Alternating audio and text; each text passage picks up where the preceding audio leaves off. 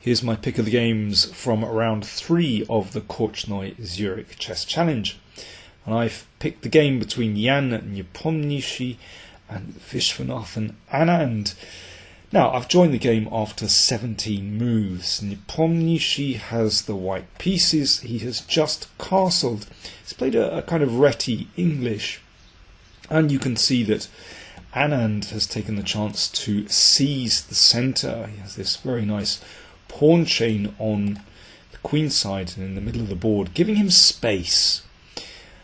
But if he plays a normal move like castles, then white will probably play a3 and b4 to try and chip away at that pawn chain, and that gives white some counterplay, and the knight on f4 sits quite nicely on the king's side.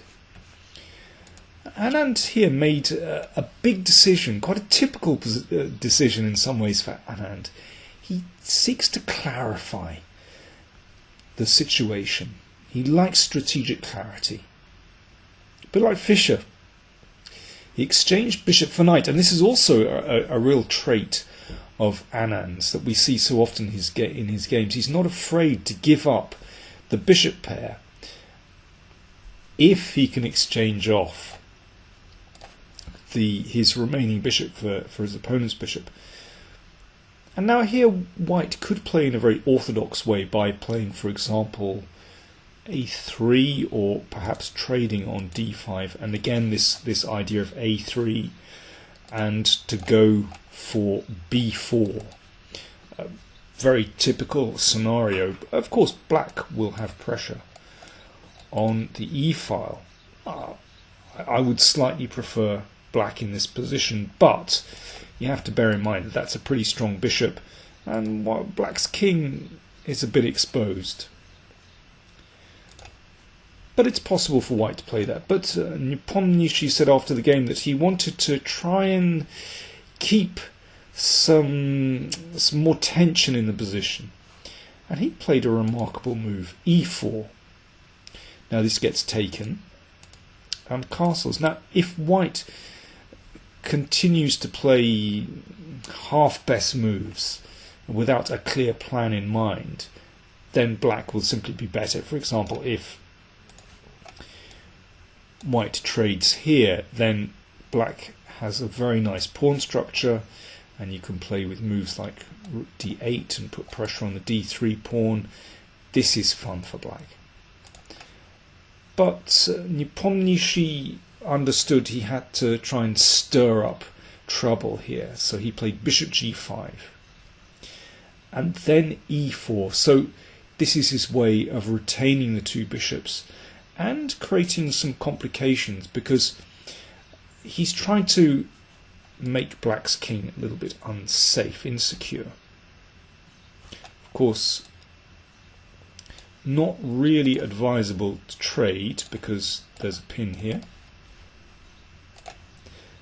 Black could play bishop e6 just to bolster the f5 pawn, but Vichy played ambitiously. He took the pawn on a2, and now things start to get complicated, because although black has won a pawn after this trade on f5, it means that f pawn is a little bit weaker, black's king is a little bit weaker, it's a little bit more exposed, and white still has the two bishops. So I think Nepomniachtchi has got what he wants from this position. So b3, okay, watch out, that bishop could be trapped, but no. Vichy plunges in with the knight to d4, what a beautiful square, and that means there's pressure on the b3 pawn, so white is never going to trap this bishop. But Nepo manages to stir things up again. Okay, with these attacks on the queen, it means that white has succeeded in activating his rook. Now, he's going to lose this pawn anyway, so he pushes it to b4. This is a very interesting moment. If that pawn is captured, then Nepomniachtchi said he was actually going to play bishop d6 here, which is interesting, but maybe bishop e5 is even better. Hitting the knight, cutting across black's king, and with the intention of playing queen d2, looking at the bishop and also looking at queen g5, and white certainly has sufficient compensation there. Well, Anand is a very pragmatic player and understands where the danger lies, and he played bishop d5 to trade off one of those bishops at least, and to bring the bishop back home. So white traded, and more pieces were traded. Now queen a4, and at this point, well, white is still a pawn down, but I think Nepomniachtchi has got what he wants from that little trade-off. Instead of, maybe being slightly worse in some middle game, he has managed to create complications, and he's got a situation where all his pieces are active. His king is slightly safer than black's king. White's king can hide on this square. Black's king doesn't have pawn cover. Black has a wonderful knight on d4, but it's going to be hard for black to actually make anything of this position while his king is somewhat exposed. Rook c8 was played. King h3, nice move, just tucking the king away before embarking on any more active strategy. Knight e6. So Vishy recognises there is danger, and he's prepared to swap his beautiful knight for this bishop, which is also a rather wonderful piece. Rook e5, white coming forward, and now c4. So Vishy looking to liquidate pawns. Well, if that pawn is captured, then this is the point. Rook c4 is possible. Of course, that can't be taken because there's a discovered attack. And then queen takes rook. Well, Nepomniachtchi wants to try and maintain a complicated position. He played the queen to a6, looking at these pieces. So that forces a trade. And now, watch what happens. The rook is attacked. Vishy moves it. As I said earlier, with the removal of that g-pawn, then black's king is somewhat weakened. And rook e2 was played. Very good move. Looking to switch around to the g-file. And suddenly, Anand is in all kinds of trouble here.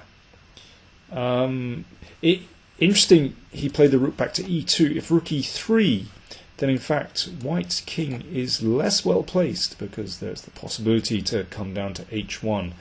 But rook e2 instead is a much better move, because if queen d5, then after rook g2, in fact, white's king, well, for example, after here, it can hide more easily. I know there's a pawn on f4 that's on prise, but rook e2 and rook g2 is definitely the better way to go. So for example, here. Well, in fact, black should probably play like this. Now, queen h6 guards that pawn. That's important if the queen comes down to check. This, incredibly, is probably black's best way to play, because the king is running away and the queen covers g8, so the rook can't come down, and black will survive this. I mean, white isn't worse, of course, but the king can run away. But when you're short of time, I mean, finding the narrow and treacherous path to safety in this position is very, very difficult. And too difficult, I'm afraid, even for a Vishy. He should have played queen d5. He played c3. That's ambitious. And now rook g2 check straight away is actually winning. And Nepomniachtchi played queen d6, which also looks incredible. In fact, black has a way out here. I mean, in practice, this is, I would say, almost impossible to defend. h5, remarkably, is a good move. If rook g2, then the king hides on h7. And if queen h6, which looks devastating, incredibly there is a defence. Queen f8 saves the day. And then blocking on g7. But, as I said, in practical play, this is just terribly difficult to find. Anand played queen d7, and now the game was up. Queen e5. And there's no defence now. Obviously, rook g7 check threatened. And after rook e2 check, Anand resigned. Well, let's just finish things off with king d8. Here. Check on e7. And now a nice check to keep black's king bottled in. And it's forced mate. Here. And queen e6 does the job nicely. So a fantastic turnaround by Nepomniachtchi. But he really deserves credit for introducing complications at an early stage of the game and judging very well that he would actually have a decent position after that move, e4,